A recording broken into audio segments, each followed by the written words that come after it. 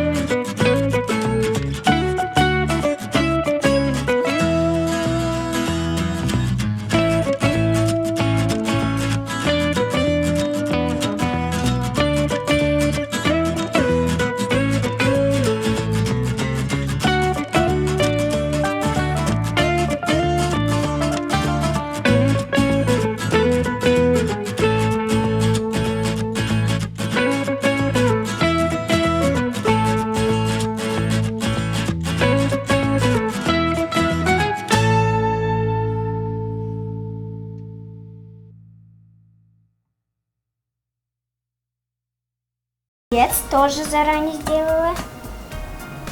خب پیش از سبزیجات رو در خوراک استفاده بردن یا در سالاد استفاده بردن ما باید آنها را پیش از همه شوییم. چون به واسطه امونو میتواند میکروب گذارد. Да, правильно.